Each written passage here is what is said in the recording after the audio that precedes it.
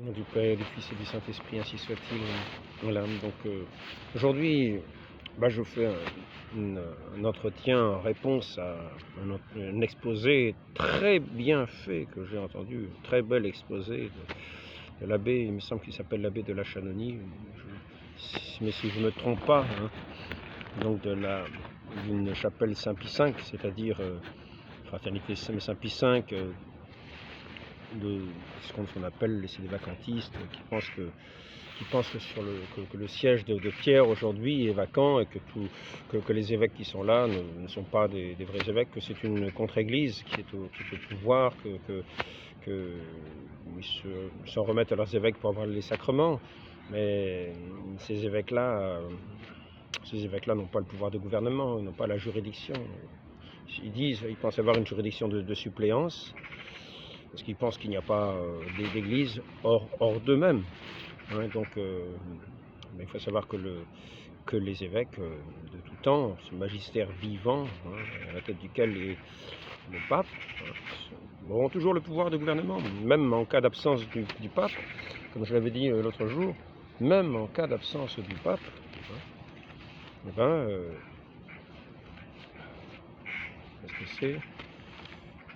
Les fidèles sont toujours gouvernés et enseignés par leurs évêques.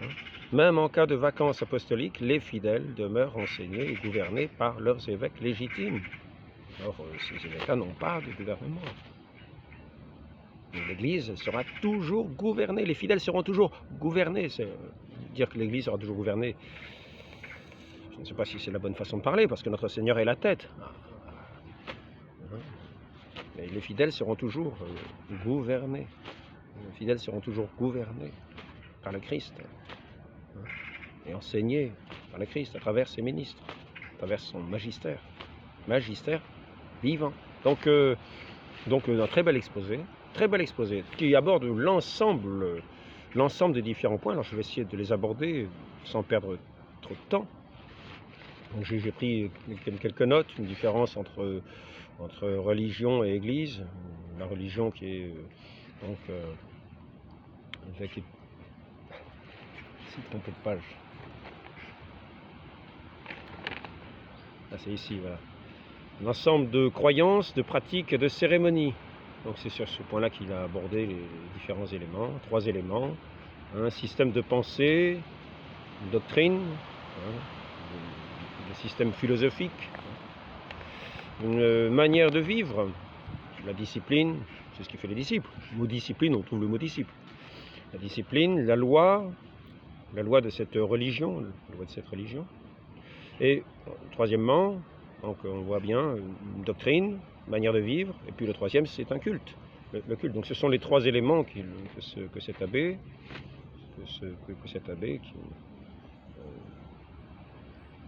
est d'une excellente personne, donc une forme de culte rendu à Dieu, au Dieu ou au démon. Parce que dans chaque religion, c'est ça. Dans chaque religion, c'est ça. Il y a un culte. Il est rendu à Dieu, bien alors au Dieu, au faux Dieu, les idoles, ou au démon. Donc, en gros, c'est la liturgie. Donc, doctrine, manière de vivre, culte. Voilà comment se définit une religion. Donc, il a commencé en attaquant. Par exemple, il donne l'exemple de l'islam. La doctrine, c'est le Coran. La loi, la manière de vivre, c'est la charia qu'on impose à tous. Et prière du vendredi, 7 fois par jour. Les prières du vendredi et 7 fois par jour pour les bons musulmans. Enfin, les bons musulmans, disons, ceux qui essayent de pratiquer cette religion. Alors, je ferai ici une note du point de vue de la doctrine, parce qu'il va aborder les différents aspects, doctrine, manière de vivre, et ensuite culte. Donc on commence par la doctrine. Alors, doctrine, 4 hérésies, hors de l'Église, pas de salut. Hors de l'Église, pas de salut. Alors, hors de l'Église, pas de salut. En conséquence, les églises et communautés séparées, il cite ici Il cite ici un passage du Concile Vatican II, Nuntiatis Redemptio. En conséquence, ces églises et communautés séparées, bien que nous les croyons victimes de déficiences, ne sont nullement dépourvues de signification, de valeur dans le mystère du salut. L'Esprit du Christ, en effet, ne refuse pas de se servir d'elles comme de moyens de salut dont la force dérive de la plénitude de grâce et de vérité qui a été confiée à l'Église catholique. Donc c'est comme d'une manière détournée que ce salut peut parvenir, d'une manière comme détournée. Et par le moyen de ceux qui sont, par le moyen des différents éléments de cette religion.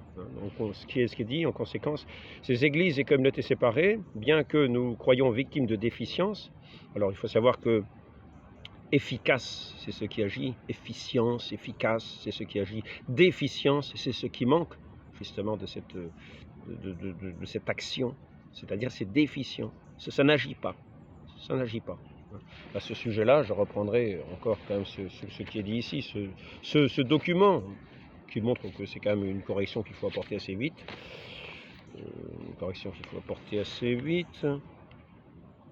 parce que je l'ai vu, j'ai vu à l'instant, je l'ai vu à l'instant, je ne me souviens plus où je l'ai vu, mais je l'ai vu à l'instant.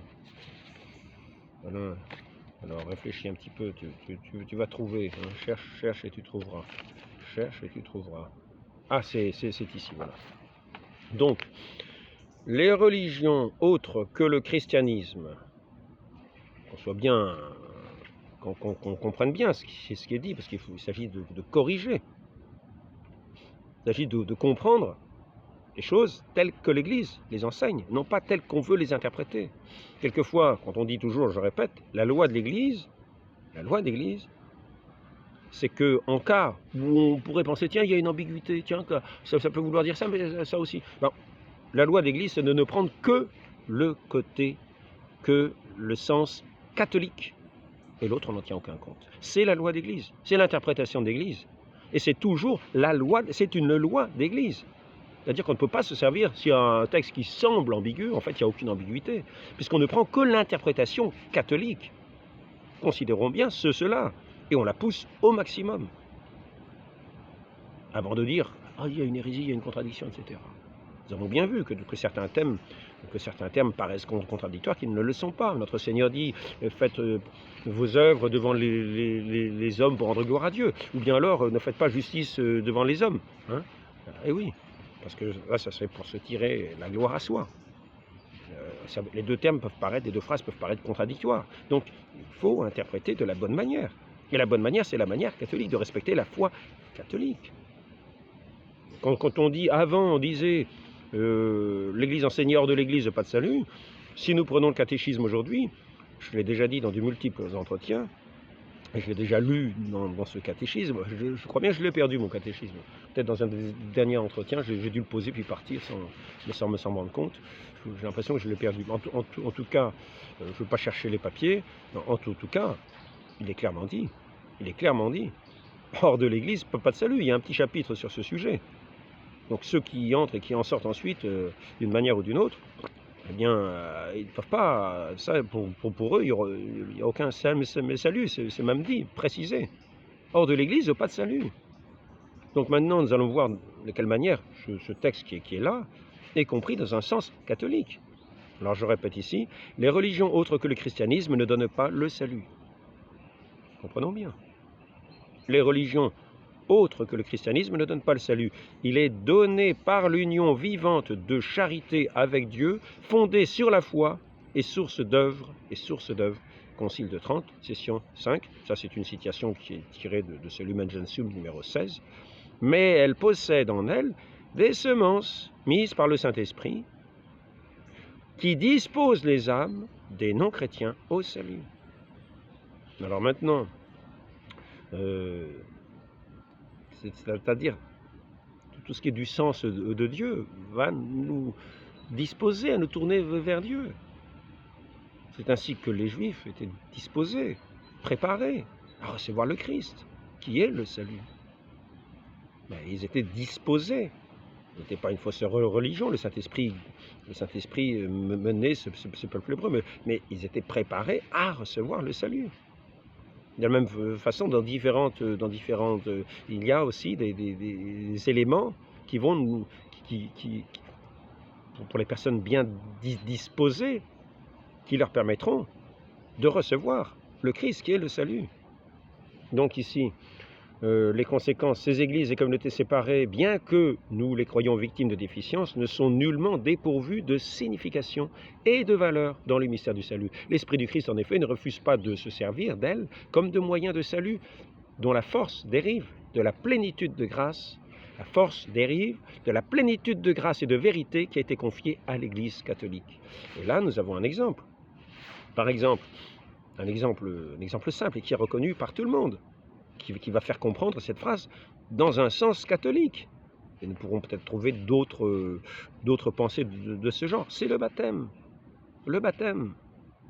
Donc, mais qu'est-ce qu'il est dit? L'Esprit du Christ, en effet, ne refuse pas de se servir d'elle comme de moyen de salut, dont la force dérive. C'est-à-dire, c'est indirect. C'est comme un moyen indirect. Hein? Dont la force dérive de la plénitude de grâce et de vérité qui a été confiée à l'Église catholique. Ce trésor est propre à l'Église catholique. Et ce pouvoir, ce gouvernement appartient à l'Église, et les sacrements sont remis à l'Église. Et ici, donc, nous allons voir le sacrement du baptême, qui est dans des communautés séparées de l'Église. Et cependant, nous allons voir que ceux qui sont baptisés de la manière qu'il faut, les enfants, tout le monde le sait dans l'Église, même un athée peut donner le salut, même un athée peut donner le baptême à un enfant nouveau-né. Même un protestant qui appartient à ces communautés séparées, comme moyen dérivé, comme moyen indirect, l'Église étant le moyen direct du salut. Mais comme moyen indirect, si un hérétique protestant donne le baptême à un bébé, tant que le bébé n'a pas l'âge de raison, la tâche originelle lui est enlevée. S'il meurt, il va directement au ciel. Donc nous pouvons bien comprendre dans ce sens-là. Alors, donc, pour cette première partie, ça nous donne une idée de comprendre de quelle manière ces autres communautés, il y a les Écritures, ce sont effectivement des moyens de sanctification. Quelqu'un qui est bien disposé, par exemple chez les orthodoxes, ou chez les schismatiques orthodoxes, qui ne croient pas en le pape, etc., et qui voient, mais soudain, dans l'Écriture, tu es Pierre, sur cette pierre je bâtirai mon église, et les portes de l'enfer, tu donnes les clés, et puis ceux que tu tiendras liés sur terre sera tenu pour liés, ceux que tu tiendras pour déliés. Ou bien alors, quand il lira dans les Écritures, peut aimer mes brebis, vous ne croyez pas que ça peut être un moyen de sanctification, même dans ces religions? Oui. Donc ce sont effectivement ces religions, puisque c'est ainsi que les appelle l'abbé Chanoni, ces religions, qui ne sont pas la religion catholique. Là, il s'agit de schismatiques orthodoxes.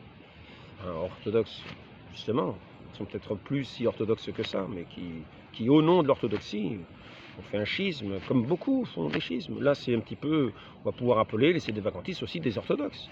Ils vont dire, nous avons la foi orthodoxe. Et donc, nous nous séparons de Rome, qui est une apostasie. Eh oui. Donc, je ne veux pas être virulent. Hérésie. La personne humaine a le droit à la liberté religieuse. Les communautés religieuses et aussi le droit de ne pas être empêchées d'enseigner et de manifester leur foi publiquement, de vive voix, par écrit, etc. Dignitatis Humanae 4.4. Donc là, ça serait la deuxième hérésie. Le droit de ne pas être contraint physiquement. C'est ça. C'est ne pas être contraint physiquement. Ne pas être, ce serait comme une tyrannie. Ça serait comme une tyrannie. Nous ne pouvons pas être forcés d'être baptisés. Et pourtant, le salut passe par le baptême. Nous ne pouvons pas être forcés d'être baptisés. Pour le baptême, il faut avoir ce désir. Et c'est toute la dignité de l'homme de cheminer, d'être à l'écoute de la vérité. Et le catéchisme, qui est justement, qui prend aussi justement des éléments pour les exprimer de Vatican II, il parle bien des erreurs, et que les erreurs sont toujours un désordre, un manquement, un désordre, et qu'il faut toujours aller à corriger les erreurs. C'est pour ça qu'il y a ce dialogue. C'est un dialogue. Nous avons vu qu'il y a toujours eu le respect des religions. Alors ça, le respect des religions, je l'ai vu où ça? Nous avons...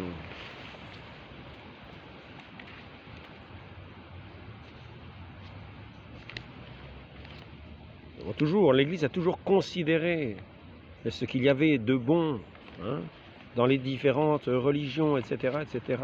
Maintenant, il ne s'agit pas, bien sûr. Ici, il est dit, par exemple, la personne humaine a le droit à la liberté religieuse, la communauté religieuse a aussi le droit de ne pas être empêchée d'enseigner, de manifester, enfin publiquement, de vive voix, par écrit. Il est aussi... alors on développe encore.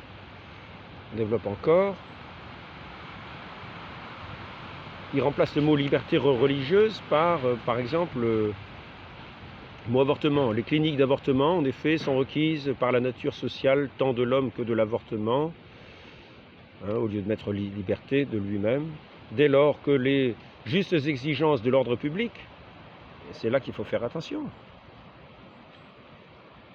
C'est là qu'il faut faire attention. Il est quand même précisé les justes exigences de l'ordre public. Parce que la société est bâtie sur un fondement de justice. Donc tout ce qui ne va pas dans ce sens-là, il n'est pas dit que c'est à accepter. On ne va pas accepter les choses. L'Église n'a pas à favoriser les choses qui vont contre la justice, contre les exigences de justice. Là, on n'est plus dans le cadre de la liberté religieuse, on est dans le cadre du crime. Donc ici il s'agit de dès lors que les justes exigences de l'ordre public, et il faut toujours aller, n'oublions pas, interpréter dans le sens catholique. C'est une loi de l'Église, il n'est pas permis de faire autrement. Il n'est pas permis de faire autrement. Donc, nouvelle ecclésiologie, là nous arrivons au subsistit in. Subsistit in. Alors, subsistit in.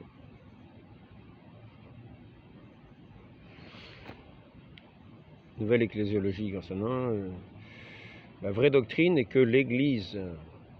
Alors, qu'est-ce que c'est déjà ça? Le Mengentium, nouvelle ecclésiologie, propre nature de l'Église, son essence et ses caractéristiques. La vraie doctrine est que l'Église catholique seule est la vraie Église du Christ. Le catéchisme le professe également. Le catéchisme de Jean-Paul II le professe également. Je tiens à le souligner. Je tiens à le rappeler. Donc, qu'est-ce que c'est? Et que tout en dehors d'elle est une fausse religion comme une branche morte tombée de la vigne. Alors ici on cite le texte de Vatican II. L'Église du Christ en tant que corps organisé subsiste dans l'Église catholique. Avant Vatican II, on disait l'Église du Christ et l'Église catholique. On le dit toujours.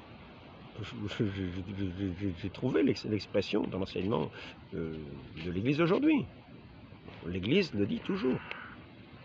L'abbé dit l'Église du Christ englobe aussi les autres sociétés. Mais non. Ce n'est pas ce. Alors, l'abbé me dit ça, que ça veut dire ça. Hein. Il dit l'Église du Christ englobe aussi les autres sociétés. C'est ce qu'il dit dans son exposé. Il traduit l'Église du Christ en tant que corps organisé subsiste dans l'Église catholique. Et il tire la conclusion en la citant explicitement. Ça veut dire l'Église du Christ englobe aussi les autres sociétés. Ce n'est pas ce qui est dit. Ce n'est pas ce qui est dit. Et nous avons là l'interprétation de l'Église, d'après un texte qui est paru en l'an 2000, qui donne l'exacte explication de la façon dont il faut le comprendre, de façon catholique. Dominus Iesu, écrit en l'an 2000. Hein? Alors ici, le pouvoir suprême dans l'Église Et alors ça sera la collégialité après. Donc on va voir ça maintenant. Subsist in. Hein, subsistit in.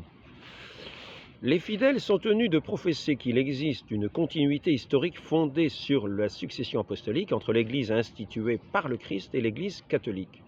C'est là l'unique Église du Christ, que notre Sauveur, après sa résurrection, remit à Pierre pour qu'il soit le pasteur, qu'il lui confia à lui et aux autres apôtres pour la répandre et la diriger. Saint Matthieu, chapitre 28, 18. Et dont il a fait pour toujours la colonne et le fondement de la vérité. Donc fondé sur la succession apostolique, entre l'Église instituée par le Christ et l'Église. Alors voyons, les fidèles sont tenus de professer qu'il existe une continuité historique fondée sur la succession apostolique entre l'Église instituée par le Christ et l'Église catholique. C'est là l'unique Église du Christ. C'est là l'unique Église du Christ. On parle bien de l'Église catholique. Alors, qu'est-ce que l'abbé de la Chanonie disait? Avant, on disait l'Église du Christ, c'est l'Église catholique. Mais qu'est-ce qui est dit là, Dominus Iesu en l'an 2000? C'est là l'unique Église du Christ, que notre Sauveur, après sa résurrection, remit à Pierre, pour qu'il en soit le pasteur, qu'il lui confia à lui et aux autres apôtres pour la répandre et la diriger,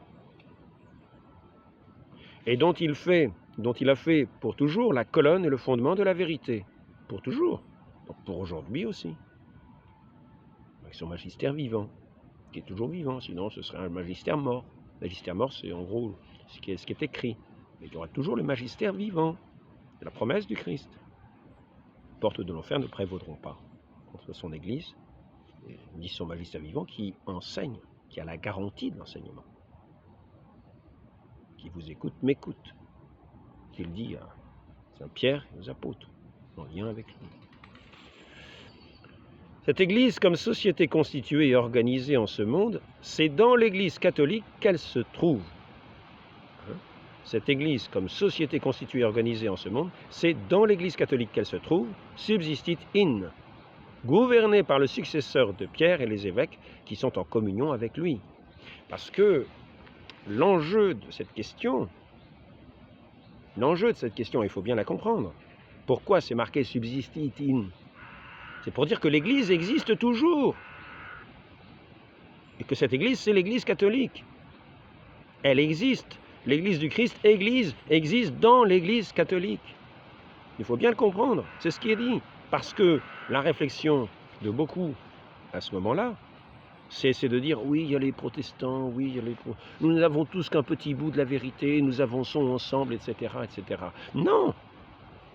Nous ne sommes pas tous comme ça, nous ne sommes pas tous en marche vers l'Église. Il est dit, l'Église existe dans l'Église catholique. L'Église du Christ existe dans l'Église catholique. Comprenons-le bien. Que les autres soient en marche vers cette unité dans la plénitude de la catholicité de l'Église, ça oui. Mais l'Église elle-même, dans son unité, existe et elle subsiste toujours. C'est ainsi qu'il faut le comprendre. Et c'est pas autrement. L'Église, comme société constituée et organisée en ce monde, c'est dans l'Église catholique qu'elle se trouve. J'espère que vous avez bien fait la distinction. Ça ne sert à rien que je revienne. Si vous n'avez pas compris ce que je viens de dire, j'aurais beau le répéter 10 fois, je ne suis pas convaincu que ça vous arrangera. Parce que certains, je le répète, pensent que tout le monde a une partie de la vérité dans l'Église. Et que nous avançons tous ensemble vers la vérité, dans un échange, etc., etc. Mais que personne n'est l'Église. Si, là il est affirmé. Et dès le Concile, c'est ce qui est affirmé. C'est ce qui est affirmé. Dans toute cette multiplicité, on pourrait se dire « Oh non, mais l'Église, en fait, elle n'existe pas vraiment. » Si, elle existe, et en plénitude dans l'Église catholique. Voilà. C'est le sens qu'il faut comprendre. C'est le sens catholique. Notre Seigneur a fondé l'Église catholique et elle existe et elle subsiste dans ce qu'on appelle l'Église catholique. Elle subsistera jusqu'à la fin des temps. Elle demeurera toujours. Et n'en déplaise à certains qui pensent qu'elle n'existe plus. C'est des vacantistes. Eh oui. Qu'elle existe en eux avec des évêques atrophiés qui n'ont même plus le gouvernement, ni le magistère. Donc les sacrements. Non. Non. N'oublions pas, hein, n'oublions pas, je reprends la phrase pour savoir comment sont gouvernés les fidèles. On va reprendre la phrase ici. En cas de vacances apostoliques, les fidèles demeurent enseignés et gouvernés par leurs évêques légitimes, magistère vivant perpétuel, c'est moi qui rajoute ça, donc par leurs évêques légitimes. Qui sont-ils, ces évêques légitimes? Qui ont reçu du pape la juridiction pour enseigner et gouverner. Parce que c'est toujours en lien avec le pape. Donc s'ils ont reçu la juridiction avec le pape, s'ils n'étaient pas excommuniés au moment où le pape est mort, ils font partie de ce magistère vivant. Et les fidèles sont enseignés et gouvernés par eux. Mais pas par d'autres, parce que le magistère vivant est toujours présent, jusqu'à la consommation des siècles, n'en déplaise à beaucoup. On interprétant toujours de travers les textes qu'il faut interpréter de manière catholique, sans aucun doute, parce que c'est la foi en l'Église. Donc, l'Église est la colonne et la base de la vérité. 3 Timothée. Chacun des apôtres possédait le charisme de vérité. Par contre, les évêques en particulier ne le possèdent pas personnellement, mais seulement en tant que membre du collège épiscopal. Ce n'est pas l'évêque individuel, mais l'Église elle-même. Voilà, bon, etc. Donc le collège, on va en venir après. Le collège. Bon, je ne vais pas reprendre tout. Je crois que je vous ai expliqué je vous ai dit en gros le sens dans lequel il fallait le comprendre. Hein. Le manque d'unité entre les chrétiens est une blessure pour l'Église. Non pas comme privation de son unité, c'est-à-dire que l'Église, elle est toujours une dans l'Église catholique. Elle subsiste pleinement, dans sa plénitude. Il y a ceux qui se sont écartés, il y a un déchirement, ça s'appelle le schisme, c'est une déchirure. Ils ont des éléments de sanctification. Espérons qu'ils sont en marche vers cette foi pleine et entière. Mais en tant s'ils persévèrent dans leurs erreurs, alors qu'ils connaissent la vérité, ils sont mal engagés. Même ils sont très mal engagés parce que. Mais en tant qu'obstacle, mais donc le manque d'unité entre les chrétiens est certes une blessure pour l'Église, non pas comme privation de son unité, mais en tant qu'obstacle pour la réalisation pleine de son universel, pleine et son universalité dans l'histoire, son universalité, parce que ça empêche que l'Église se répande partout. Il y en a qui sont séparés d'une blessure. Ça n'empêche pas l'unité de l'Église, qui demeure, qui subsiste dans l'Église catholique. Mais ça empêche son expansion universelle, d'être reçue partout. C'est ce qui est dit. C'est donc une blessure et un obstacle à cette réalisation historique de l'universalité de l'Église. Parce qu'elle est catholique, elle est appelée à être universelle. Donc bon, voilà pour subsistit in, j'espère que c'est assez clair. Veuillez excuser mon manque de douceur, je n'ai pas la douceur de l'abbé de la Chanonie, qui parle avec posément, qui parle parce que ce sont des choses saintes, on parle de choses saintes. Il n'est pas en train de se disputer des bouts de chiffon. Personne humaine, alors ici, nouvelle ecclésiologie, ça c'est ce qu'on vient de voir. La collégialité, alors là la collégialité, moi je dois dire, là vraiment, moi la collégialité, le pouvoir universel, le pouvoir suprême dans l'Église et dans le pape et dans le collège des évêques. Alors je ne sais pas si c'est une citation précise qu'il donne, apparemment je n'ai pas vu que c'était une citation précise. Parce que de temps en temps, l'abbé de la Chanonie, j'ai l'impression qu'il veut souligner certains points tels qu'il les comprend. Hein. Donc ici, dit c'est une doctrine qui est condamnée par le Concile de Florence. Il a condamné cette doctrine que tous les évêques ensemble et en un seul corps gouvernent l'Église. Donc, quand on parle du pouvoir suprême, de quoi on parle? Du magistère. Magistère. Alors j'ai regardé la définition du mot magistère. Alors, collégialité, Lumen Gentium, l'ordre, voilà la citation, Lumen Gentium numéro 22. faut mieux s'y citer précisément. L'ordre des évêques, alors là il y a des points de suspension, constitue lui aussi, en union avec le pontife romain, son chef. Son chef. Qu'est-ce que disait l'abbé de la Chanonnerie? Le pouvoir suprême dans l'Église et dans le pape. Il y a un chef. Mais qu'est-ce qu'on dit ici? Qu'est-ce qu'on dit ici? L'ordre des évêques constitue lui aussi, en union avec le pontife romain, donc unacum, pas sans unacum. L'ordre des évêques constitue lui aussi, en union avec le pontife romain, son chef, qu'il faut reconnaître, et jamais en dehors de ce chef, jamais en dehors de ce chef. C'est quand même précisé, attention, la condamnation est sévère. Pour ceux qui ne veulent pas reconnaître, condamnation est sévère. Il vaut mieux être unacum que non unacum, parce que sinon, on n'en fait pas partie, quoi. On ne fait pas partie de l'Église. Sujet d'un pouvoir, et jamais en dehors de ce chef, le sujet d'un pouvoir, alors je relis, l'ordre des évêques constitue lui aussi, en union avec le pontife romain, son chef, et jamais en dehors de ce chef, le sujet d'un pouvoir suprême, et plaignez sur toute l'Église. Mais où est le problème? Ça s'appelle le magistère. Ça s'appelle le magistère vivant. Partout où on regarde, ici, est-ce que je vais voir quelque chose de ce genre? Enfin, c'est le magistère dont il est question. Mais de même que la doctrine céleste n'a jamais été abandonnée au caprice et au jugement individuel des hommes, attention, attention, d'être en union avec le magistère. Des hommes, mais qu'elle a d'abord été enseignée par Jésus, puis conférée exclusivement au magistère dont il a été question.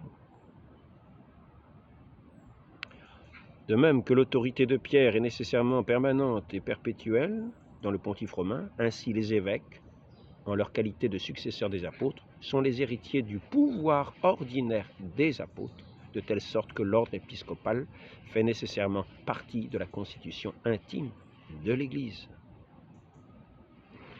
Alors, je vais reprendre aussi ici ce qui est dit. Il faut que je retrouve le petit papier. Le petit papier, c'est assez simple à comprendre. C'est pas bien compliqué à comprendre, quoi. Il faut que je retrouve mon papier quand même. Si ça se trouve, je ne l'ai pas amené. Tel que je me connais. Ah si, je l'ai devant moi, il est là. Alors ici, le pouvoir de juridiction. Il n'y a qu'un pouvoir de juridiction. Il n'y a qu'un pouvoir de juridiction. C'est celui qui est donné du Christ, qui a reçu tout pouvoir et qui donne à son Église. Il n'y a qu'un pouvoir de juridiction. Avec un collège des évêques, remis au collège des évêques, en tête duquel, c'est-à-dire qui a pour chef, le pape. C'est ce que l'Église a toujours enseigné. Ça s'appelle le magistère.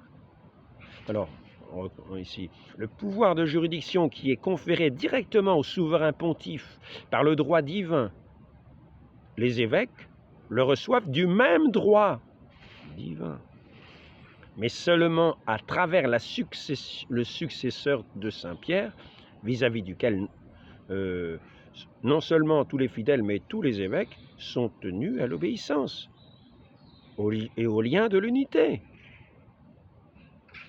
Même pouvoir divin. Ils sont tenus au devoir d'obéissance, tant qu'il est le chef.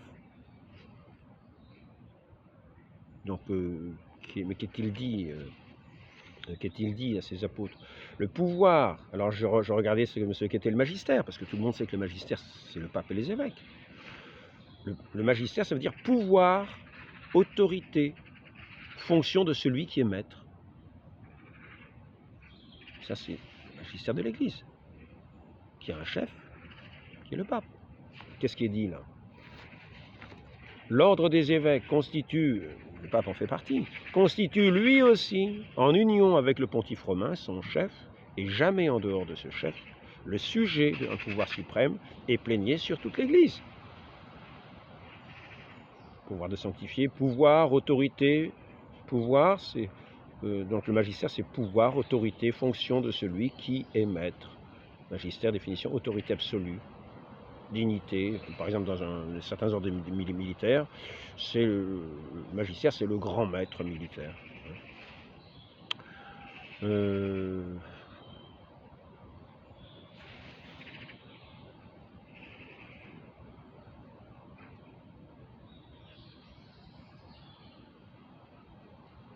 On voit ici Saint Athanase, l'Église du Christ, sous le nom du trône du Christ, comprend l'Église, car c'est sur elle qu'il repose. Par conséquent, l'Église du Christ brillera et illuminera l'univers éternellement comme le soleil et la lune. Ce que je disais avant, c'était ad sinarum gentem pi 12, le pouvoir de juridiction qui est conféré directement au souverain pontife par le droit divin. Les évêques le reçoivent du même droit divin, mais seulement à travers le successeur de Saint-Pierre, vis-à-vis duquel, etc.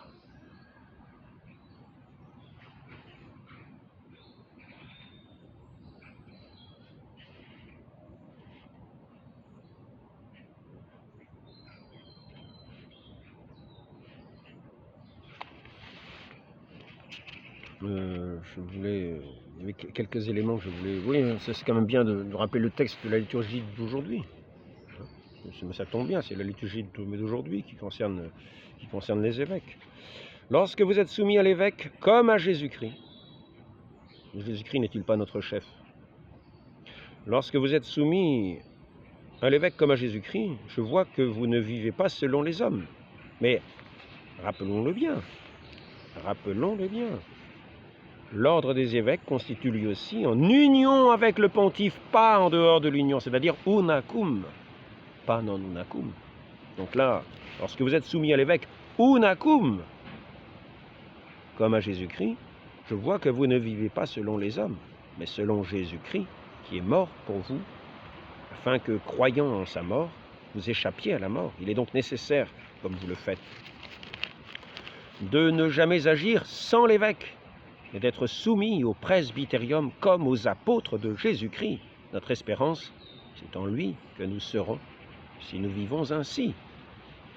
Pareillement que tous respectent les diacres, comme Jésus-Christ, aussi l'évêque, qui est l'image du Père, le presbyte comme le Sénat de Dieu, l'Assemblée des apôtres. Sans eux, on ne peut parler d'Église. Saint Ignace d'Antioche, australien.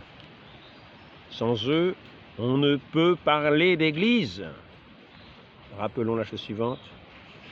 L'ordre des évêques constitue lui aussi en union avec le pontife romain, son chef, et jamais en dehors de ce chef. Le sujet d'un pouvoir suprême. Il constitue le sujet d'un pouvoir suprême, mais jamais en dehors de ce chef suprême et plénier sur toute l'Église. Ça s'appelle le magistère.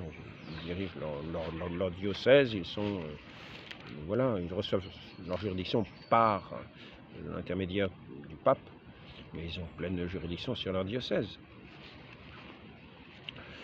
Donc, voilà, avec quand même le pape qui est le chef, hein, n'oublions pas. De même que l'autorité est nécessairement permanente, etc.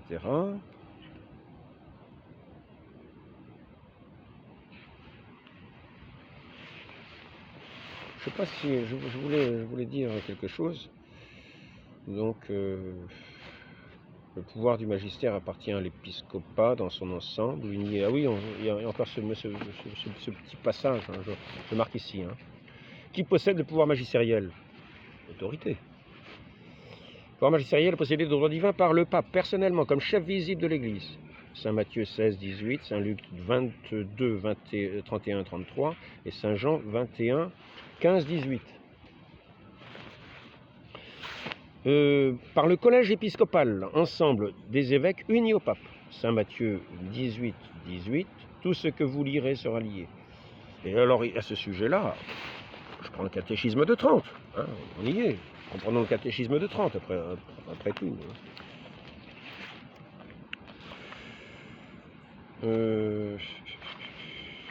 Ici, vraiment,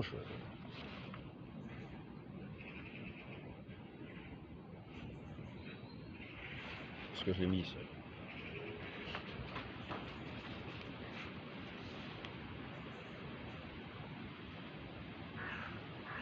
L'unité, Saint-Pierre, normalement c'est à la fin ici. Hein.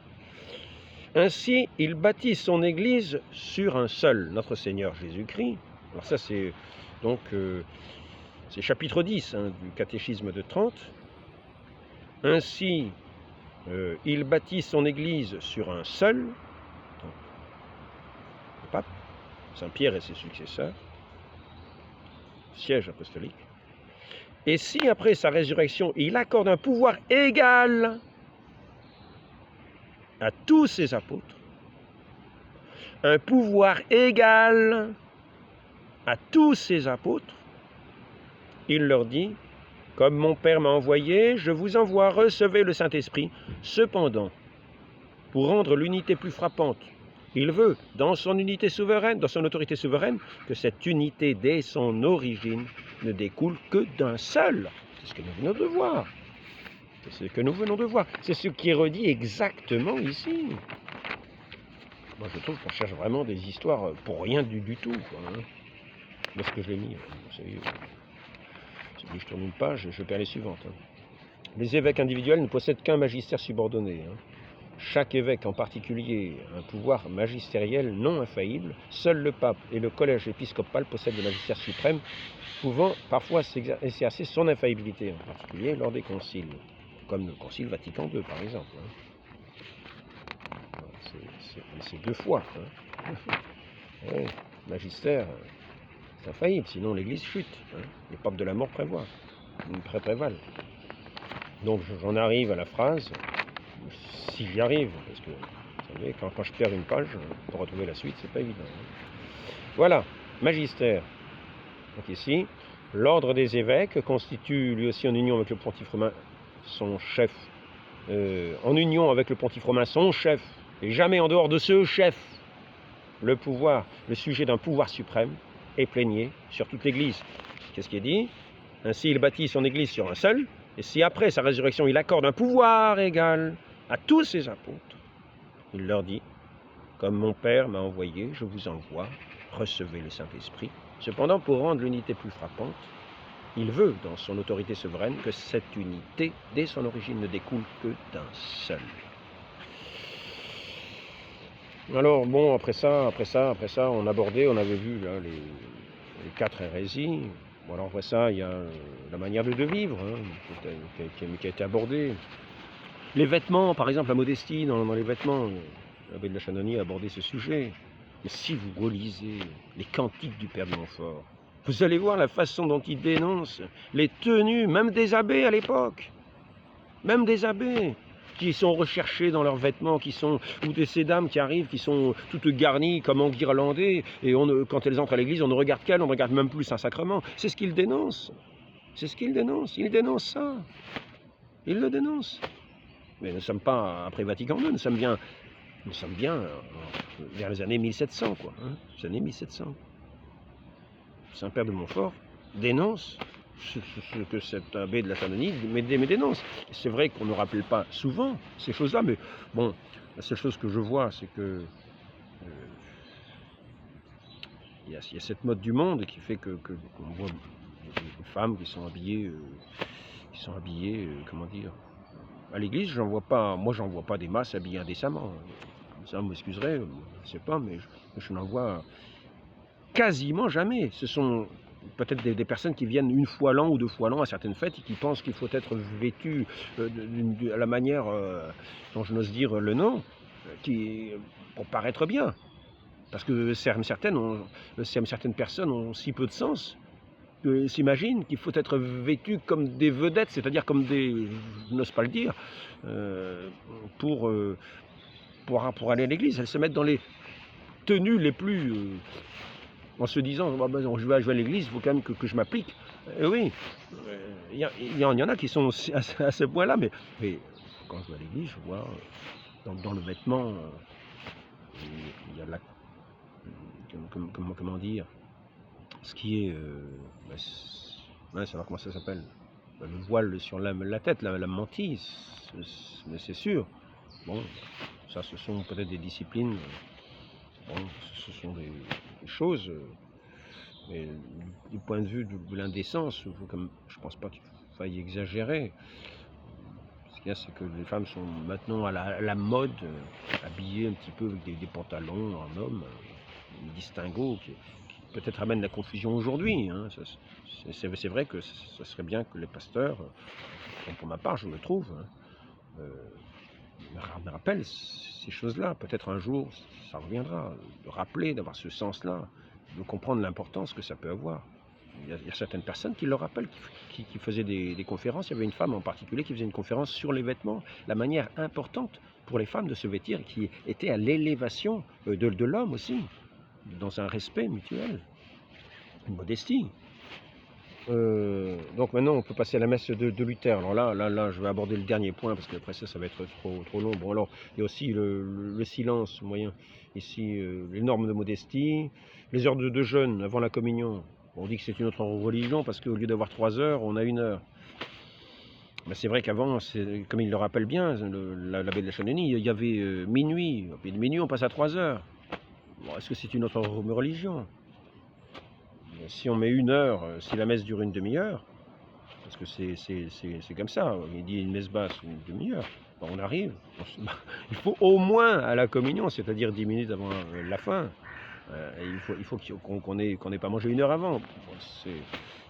C'est vrai que le jeûne rappelle le respect de la Sainte Communion, et puis en même temps, il y a cet aspect aussi de la digestion, mais c'est vrai, ce sont des choses. L'annulation du mariage. Alors là, je suis étonné que l'abbé de la Chanonie ait fait une telle erreur. Personne n'annule jamais un mariage. Il n'y a jamais d'annulation de mariage dans l'Église. Il y a des nullités de mariage, c'est-à-dire qu'on reconnaît qu'un mariage n'a jamais eu lieu, parce que les conditions n'y étaient pas. C'est jamais une annulation. On n'annule jamais un mariage. Ce que Dieu a uni, que l'homme ne le défasse pas, ne l'annule pas. Eh oui, on n'annule pas un mariage. On reconnaît qu'il y a une nullité de mariage. Il est possible qu'il y ait eu davantage, à notre époque, davantage de... Peut-être parce que, en gros, nous sommes éduqués dans des sociétés où les gens sont peut-être moins matures, sont peut-être moins solides. Et ceux qui arrivent, qui sont baptisés tard, n'ont pas eu l'éducation nécessaire pour arriver à une maturité, une responsabilité, ce qui fait qu'ils prononcent des oui, soit sous une certaine pression, soit sous une certaine... c'est pas à moi de déterminer. Il y a des juges pour cela qui sont là pour juger ces choses-là. Moi, je ne me permettrai pas de juger sur ces questions-là. Divorcé ou marié, bon, divorcé ou marié, ça je ne sais rien. La distinction entre divorcé et marié, je serais bien étonné. Que ce soit de cette manière que l'abbé de la Chanonie ait dit. Hein. Distinction entre péché mortel et péché véniel, c'est vrai que ça serait bien de le rappeler. Ce sont des choses, quelquefois c'est rappelé. Est-ce que c'est rappelé quelquefois? C'est vrai que j'entends pas souvent parler de péché véniel et de péché mortel. T'en parler de péché. Hein. Même à la fin de certaines prières, on entend ça. C'est vrai qu'on n'entend pas souvent, ce sont des questions importantes. Mais ce sont des questions importantes. C'est bien de le mettre dans la prédication. C'est tout ce qu'on peut dire. C'est pas ça qui fait que l'Église n'est pas l'Église. Il y a des prédicateurs qui vont en parler.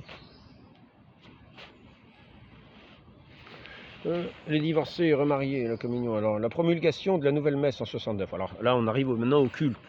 Enfin, les façons de vivre,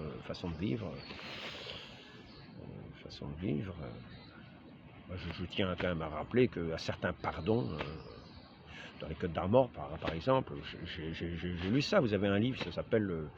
comment ça s'appelle déjà? Oh mince alors, Mystère... c'est un livre en noir, là. C'est sur un peu les lieux mystérieux de la Bretagne mystérieuse, voilà. Vous avez le pardon, par exemple, qui se passe à Guingamp, j'aime vous dire, il dure 2-3 jours. Bon, ce sont des orgies. Ça finit en orgie. Alors on va dire, ah bon, qu'est-ce que c'est que ça? Ben oui, mais c'est comme ça, c'est la réalité humaine. Et l'Église, elle est au milieu de cette réalité humaine, avec cette patte humaine, elle s'efforce de l'élever, de tourner les cœurs vers Dieu, de les élever, de les faire réceptifs à la grâce. Bon, maintenant, Donc le péché véniel, c'est un péché qui ne donne pas la mort à l'âme, qui ne fait pas une obstruction à la grâce de Dieu, mais qui refroidit, qui entraîne un refroidissement progressif de la personne vis-à-vis de l'amour de Dieu et qui finalement peut conduire petit à petit au péché véniel. Parce qu'on tombe dans une indifférence. Et de l'indifférence, on tombe à l'inimitié de Dieu. Alors le seul péché, ce matin je regardais ça, qui n'était pas remis, c'est l'enseignement de l'Église. C'est celui en fait, on dit contre le Saint-Esprit, mais c'est celui qui ne demande pas le pardon, qui n'a pas le pardon, qui n'a pas la contrition, qui n'a pas la pénitence, qui n'a pas ni la contrition ni la pénitence pour revenir, qui ne regrette pas son péché. C'est ça le péché contre l'Esprit Saint. C'est ce qui est enseigné par les pères, je lisais ça ce matin, c'est intéressant de le savoir. Tous les autres peuvent être pardonnés. Quand on a vraiment la componction, quand on a vraiment la contrition parfaite, quand on a à ce moment-là, tout peut être pardonné. Mais quand on n'a pas voilà. Alors maintenant, maintenant on arrive au culte. Hein, c'est le troisième élément. Et l'élément central, je vais l'aborder en vitesse parce qu'il se peut que la tablette ne marche pas. Hein, ma tablette tombe en panne avant, on est déjà à la 50e minute. Alors là, je dois dire, c'est ce qui est dit est très grave et très dangereux. Très grave et très dangereux. Et on voit qu'il y a en même temps des petites erreurs qui se glissent. Donc, l'abbé de la Chanonie cite le texte, hein, la veille de sa passion, cite le texte du canon de l'Église, tel qu'il est dit, par exemple, dans le rite de Saint-Pie V, qui est quasiment la même, il le souligne, quasiment le même, avec le rite de Saint Paul VI. Il faut quand même savoir que c'est l'ensemble du magistère, le corps enseignant, qui a approuvé cette messe, le rite de Paul VI. Si c'était aller contre la foi, peut-on penser raisonnablement que le Saint-Esprit n'aurait pas guidé le magistère vivant de l'Église pour le faire entrer dans cette perte, dans cette chute, dans cette... Voilà, on peut dire que les portes de l'enfer auraient prévalu. La perte de ce sacrement si précieux, de ce saint sacrement, si saint entre tous les sacrements, puisque c'est la personne même du Christ qui se rend présent sous les espèces du pain et du vin. Ce serait vraiment une chute complète. Tous les évêques du monde auraient accepté cette messe, qui n'en serait pas une, qui serait un substitut pour faire disparaître le saint sacrifice de notre Seigneur, qui est toujours appelé saint sacrifice dans le catéchisme. On y parle toujours de transsubstantiation. On reconnaît que c'est le corps réel, présent, qui se fait présent sous les espèces du vin, sous les espèces du pain, du vin.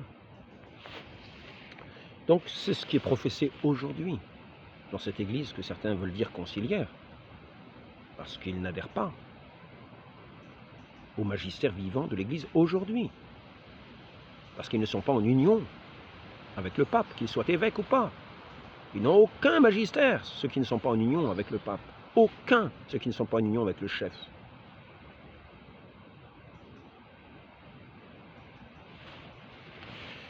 La veille de la Passion, Jésus prit du pain dans ses mains très saintes et vénérables. Il leva les yeux au ciel, rendit grâce à son Père, le bénit. Rendit grâce à son Père, le bénit. Le rompit, donna à ses apôtres en disant, d'une manière narrative. Et là, le prêtre, tout ça est dit par l'abbé de Chanonie, il dit d'un ton narratif. Et là, le prêtre change de ton et passe à un ton qu'il appelle intimatif, comme impératif. Parce qu'il parle en tant que une persona Christi. Et donc, de manière impérative. Car c'est Dieu qui offre le sacrifice. Dans le Christ, c'est Dieu qui offre le sacrifice. C'est Dieu lui-même qui est sacrifié. Le Christ lui-même qui est sacrifié. dans son corps.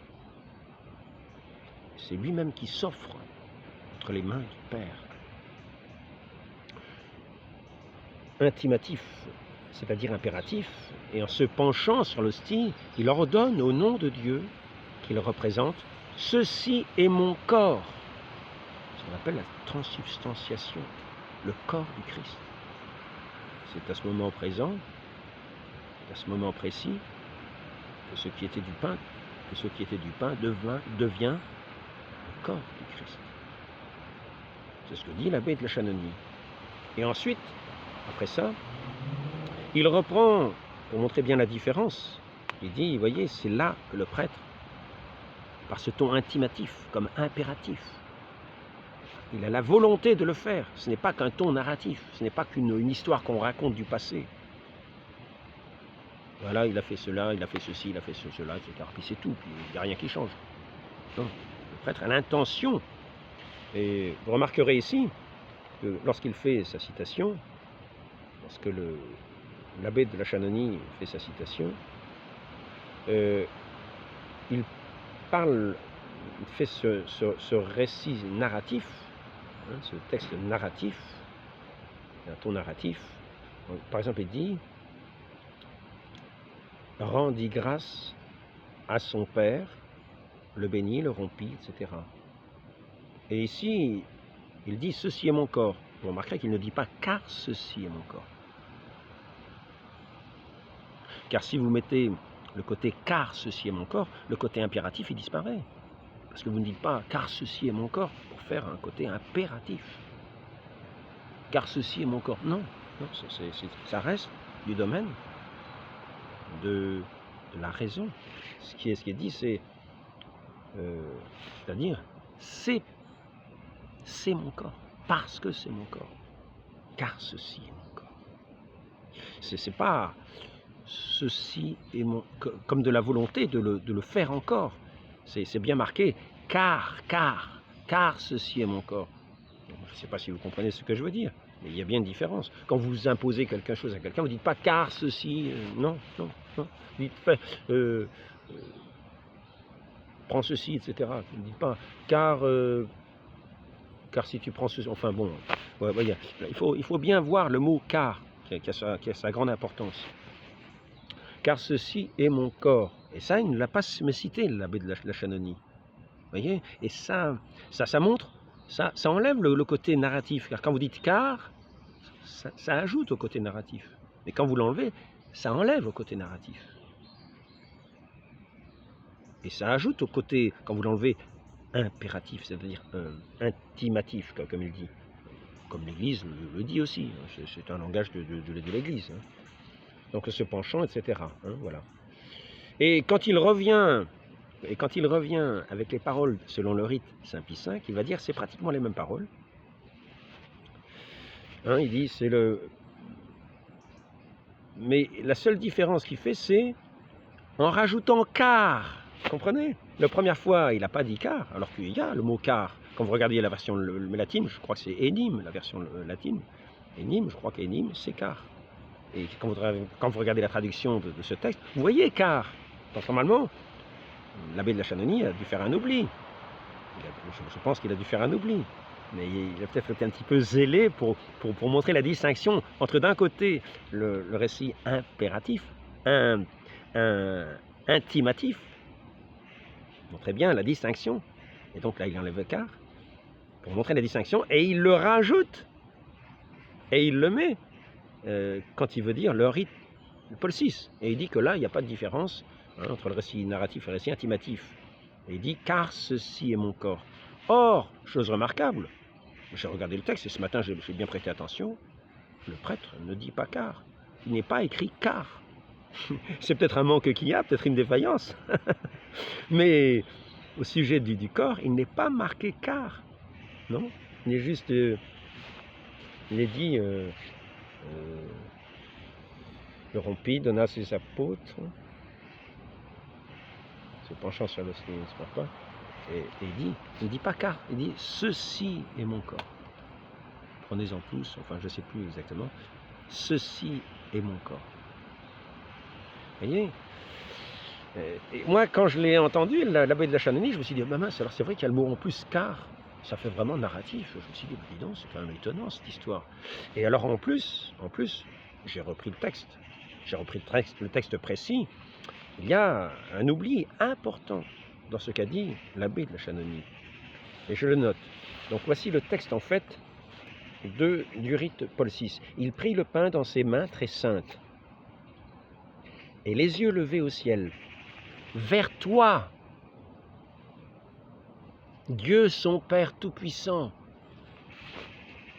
Je voudrais vous demander, où est le côté narratif quand on dit « vers toi, Dieu le Père Tout-Puissant ». C'est une prière. C'est pas un côté narratif. C'est pas un côté narratif. Il s'agit d'une prière qui est adressée au Père Céleste, au Père Tout-Puissant. En te rendant grâce, il parle du Christ, en te rendant grâce, il dit la bénédiction, il rompit le pain et le donna à ses disciples en disant « Prenez et mangez-en tous ». Et là, il n'y a pas quart qui ferait l'assistance narrative par rapport à l'autre premier où il n'y avait pas de citation du quart. Parce que le quart, effectivement, ajoute une dimension narrative. Il est marqué « Prenez et mangez-en tous, ceci est mon corps livré pour vous ». C'est là qu'en général, tout le monde se baisse davantage la tête ou regarde la Sainte Hostie, et ensuite, en adoration, baisse la tête. Tout le monde ne le fait pas, mais une bonne partie de l'Assemblée, ce qu'on appelle les conciliaires, le font. Dans l'Église catholique, c'est ce que l'on fait. Donc, je n'ai jamais vu pour ma part de messe de clown ni de choses de ce genre. Je n'ai pas vu. Si j'ai vu quelque chose comme ça, je serais parti, mais je crois que je n'en ai jamais vu. Je crois pas, je n'ai pas souvenir de l'avoir vu. J'en ai vu à la guitare, j'en ai vu quand j'étais, après ma conversion, ça fait 28 ans à peu près, ça fait combien? Ça fait, conversion, c'était en 88, ça fait un bout de temps. Donc, communion des fidèles dans la main. Bon, alors là, la communion des fidèles dans la main, on est devenu sur cet aspect-là. Donc, on a vu, hein, pour le texte de la consécration, c'était pas tout à fait exact, pas dit de manière tout à fait exacte. Donc, fions-nous dans les évêques, l'ensemble des évêques, ce qui s'appelle le magistère, le corps enseignant. En dehors d'eux, il n'y a pas de corps enseignant, ils n'ont aucun pouvoir. En dehors du pape, ceux qui ne sont pas en lien avec le pape, il n'y a aucun corps enseignant. Il n'y a pas de corps enseignant. Le corps enseignant, c'est en lien avec le pape. Le magistère, l'ensemble des évêques, qui a pour chef le pape, c'est-à-dire le collège des évêques, peut-être le pape. Voilà. En dehors, il n'y en a pas.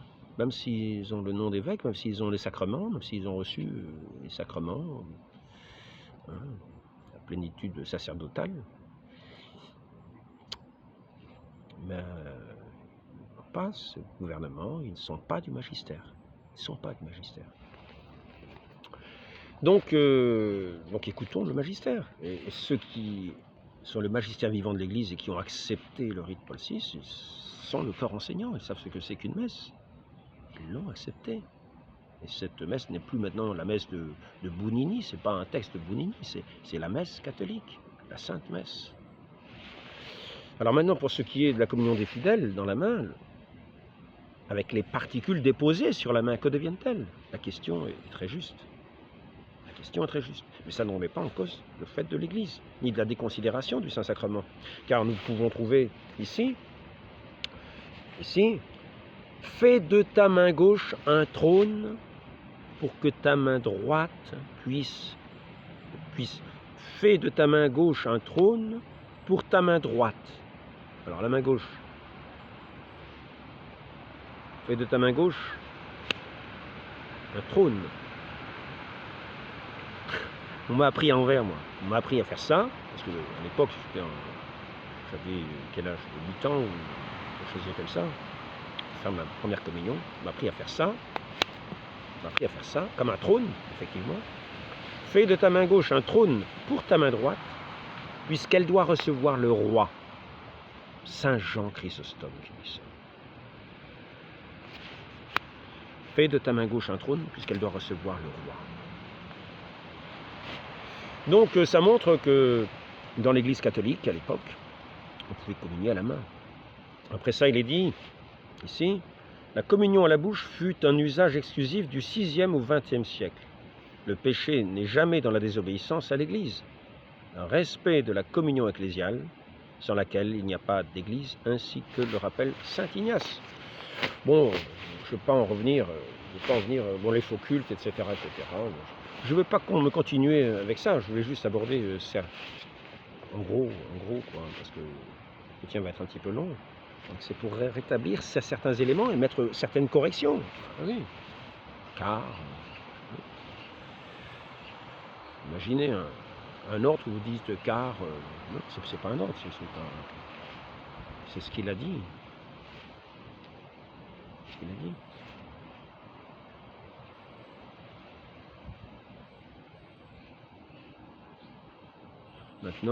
Maintenant, prions pour tous ces prêtres, tous ces évêques, qu'ils soient dispersés par le monde comme des épaves sur une mer, sur un océan,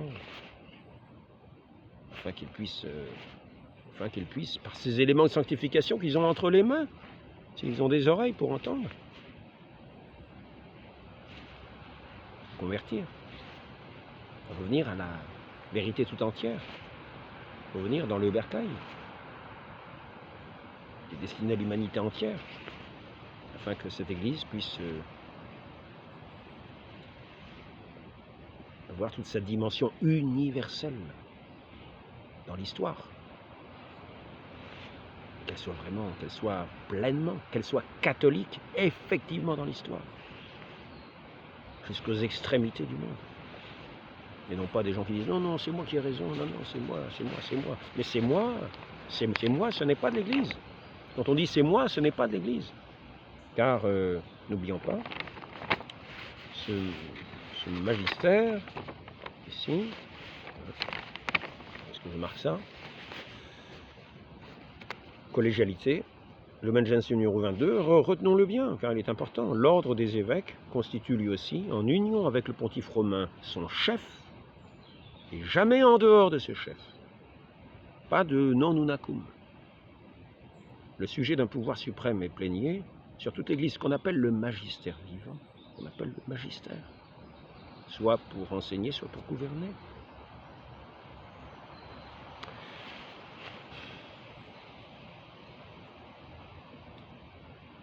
Saint-Esprit, donnez-nous vos lumières, donnez-en-nous pour nous embraser tous. Très Sainte Vierge Marie, vous qui avez su attirer à vous,